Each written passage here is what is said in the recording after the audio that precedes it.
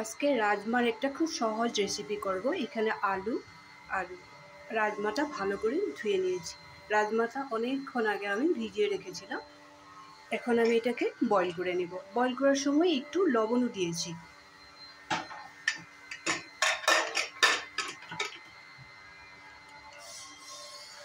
এই রেসিপিটা খুব বেশি ইজি আর খেতেও টেস্টি, খুব কম খরচেই হয়, বেশি কিছু দিতে হয় না। এখানে আমি তারপরে কি করব এটা আগে বয়েল হয়ে এলো, এগুলো আমি রেডি করে রেখেছি। এখানে রসুন দিব না, তোমরা চাইলে রসুনও দিতে পারবে। এগুলো আমি পেস্ট করব না, ফ্রাই করব। আগে রাজমাটা আলুটা বয়েল হয়ে যাক। টমেটো কেটে রেখেছি 2টার মতো, বড় সাইজের 2টা পেঁয়াজ, একটু কাঁচা লঙ্কা বেশি করে দিয়েছি। এখন আমার রাজমাটা বয়েল হয়ে যাক।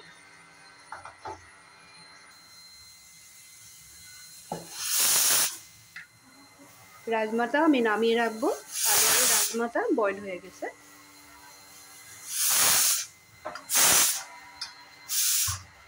এখন এখানে একটা কড়াই বসিয়ে দিলাম। কড়াইটা একটু গরম হোক। কড়াইটা গরম হয়ে গেছে। এখানে আমি ব্যবহার করব সাদা তেল।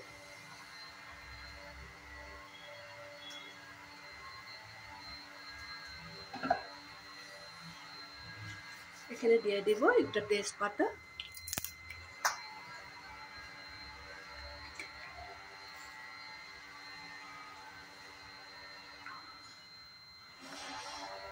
একটু কালো জিরা দিয়ে দিলাম,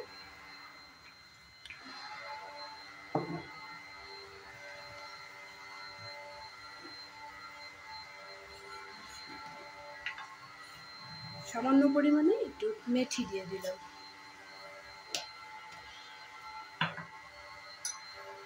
এখন এখানে কেটে রাখা পেঁয়াজ, টমেটো আর কাঁচা লঙ্কাটা ভালো করে ফ্রাই করে নেব।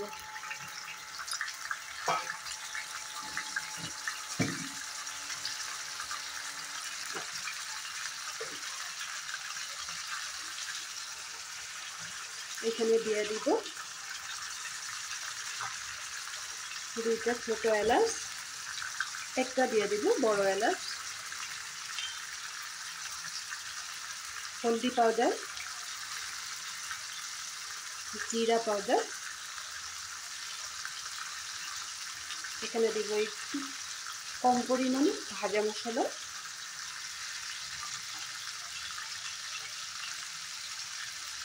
সামান্য পরিমাণে একটু স্টার মশলা দেব,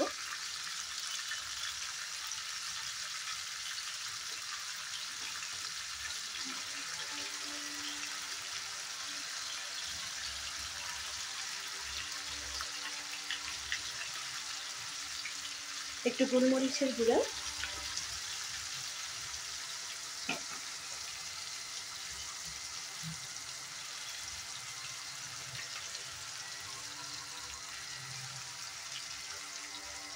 কালারের জন্য একটু কাশ্মীরি লঙ্কার গুঁড়া দিয়ে দেব।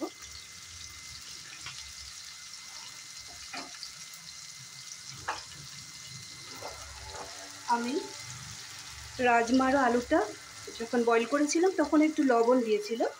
এখন এখানে মশলাগুলোর সাথে একটু লবণ দিয়ে দিলাম।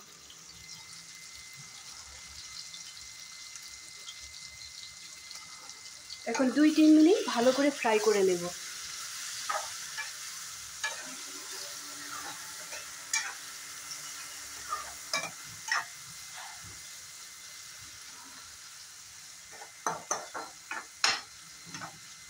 যতক্ষণে পেঁয়াজটার কালার না আসে আর টমেটোটা গলে না যায় ততক্ষণে আমি ফ্রাই করে নেব। ঢাকনাটা তুলে একবার দেখে নেব।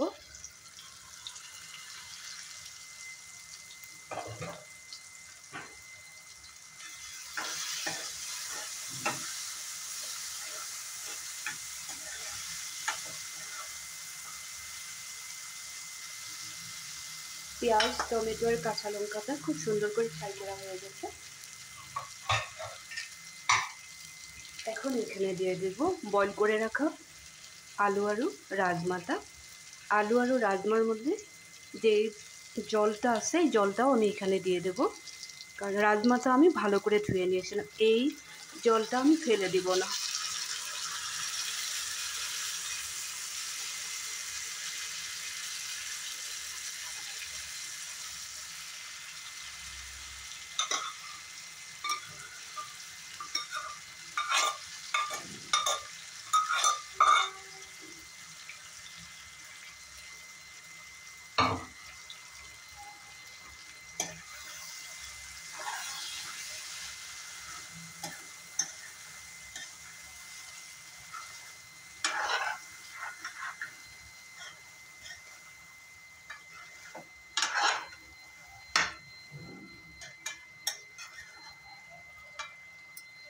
এখন আবার 5-10 মিনিট ঢেকে রাখবো।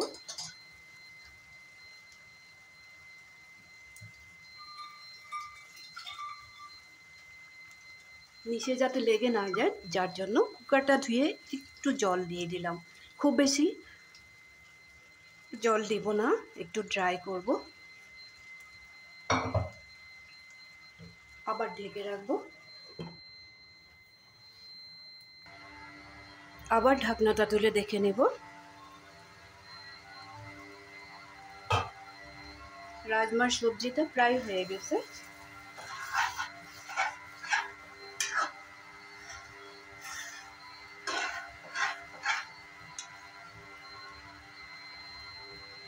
এখন এইখানে দিয়ে দেব একটু কসুরি মেথি।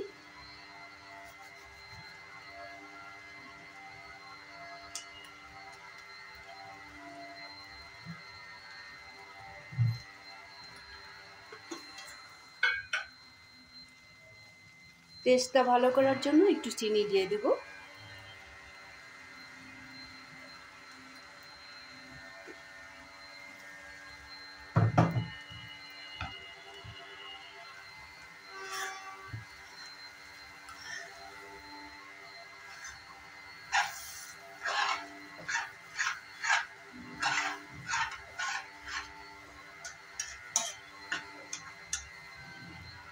প্রায় হয়ে গেছে। এখন এখানে দিয়ে দিব একটু এলাচের পাউডার,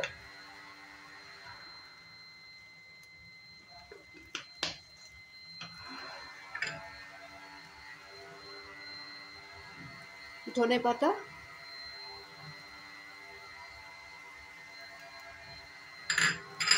আরো 1-2 মিনিট এইভাবে রান্না করে নামিয়ে রাখবো।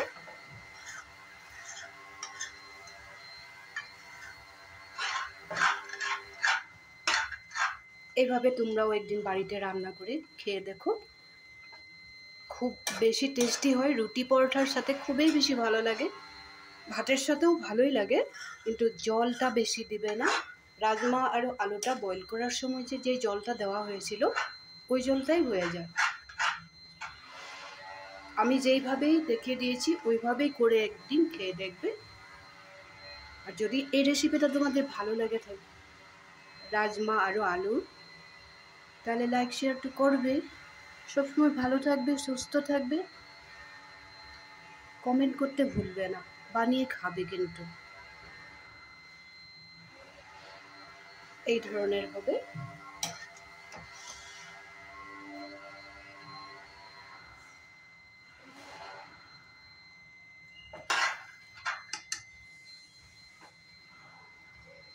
তাহলে আজকের জন্য রাখি।